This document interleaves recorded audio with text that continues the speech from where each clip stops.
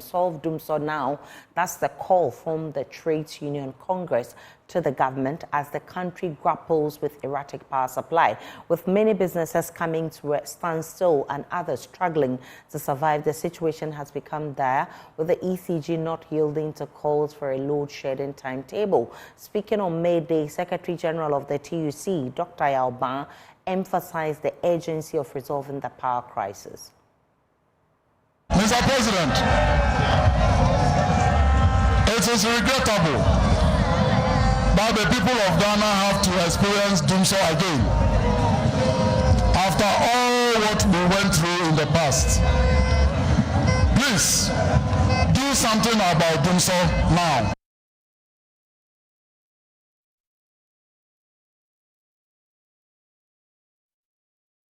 Responding to the demands of the TUC, President Akufo-Addo said issues of maintenance and gas supply have now been resolved. According to him, there have been stable electricity supply with no load shedding anywhere in the country. He promised that the situation will remain the same. Over the period, the issues surrounding maintenance of transformers and gas supply have been successfully resolved, resulting in a sufficient improvement in power supply reliability.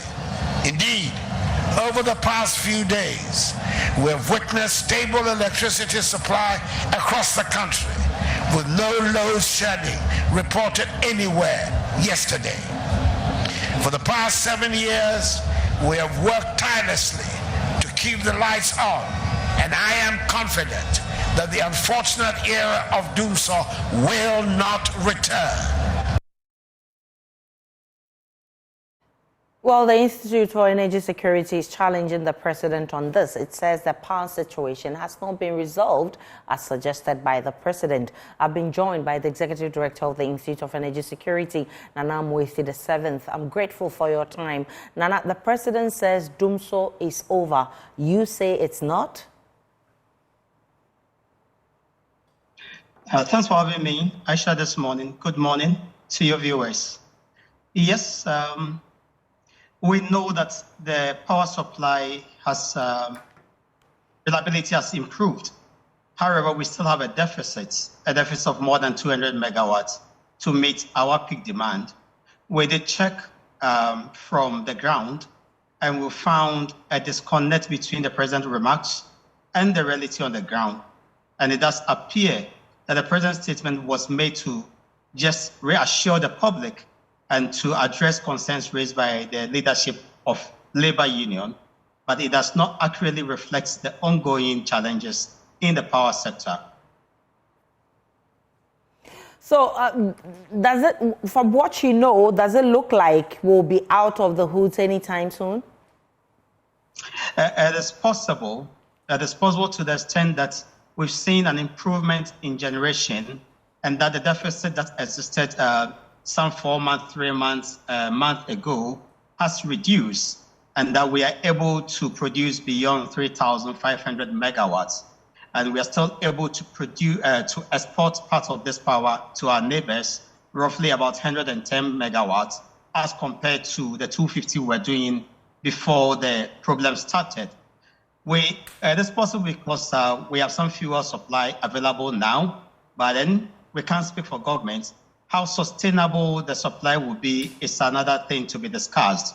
If government is able to sustain the supply of fuel and improve on the supply, then of course this should be a thing of the past. However, we have to go back and address the illiquidity in the sector, because we had this gas supply inadequacy because of the illiquidity in the sector. If cash flow is improved, if revenue collection is improved, then we are sure that we'll be able to buy more gas or fuel and also to maintain the other assets in the sector, right from generation through transmission to distribution. So currently, what is our situation? Is it a gas supply situation? Is it a financial problem? What exactly are we dealing with now? Currently, we are still dealing with a financial challenge. It exists. we still have debt of more close to about $1.5 billion in the power sector. And so that must be addressed so that power generators can undertake maintenance and keep on producing power. Fuel suppliers can also supply enough of the fuel, particularly the Nigerian gas can flow unhindered.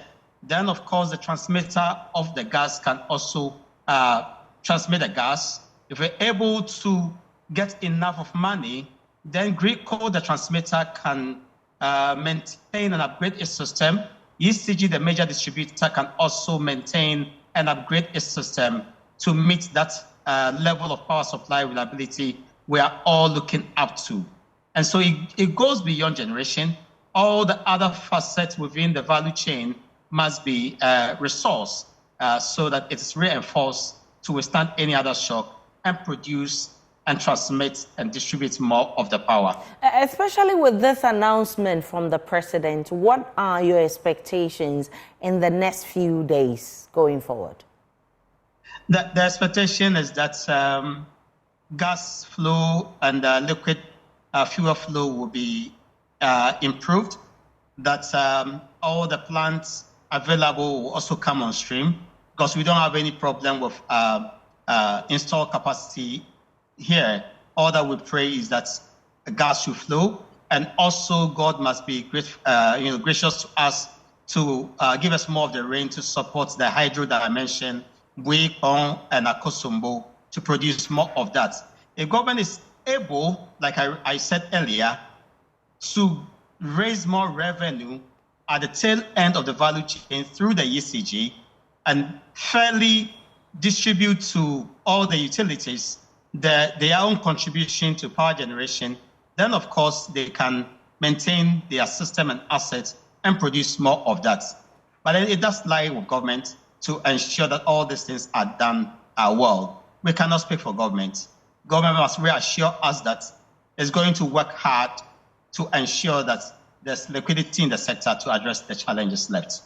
Grateful for your time. Nana Amoise VII is Executive Director of the Energy Institute of Energy Security. Let's now get on to other stories. President Akufo-Addo has assured organized labor that the executive will work closely with the legislature to pass a new labor law this year before his tenure ends. The president is hopeful the law will help address labor disputes and set fair and appropriate wages for workers. President Akufo-Addo was addressing workers at this year's May Day celebration.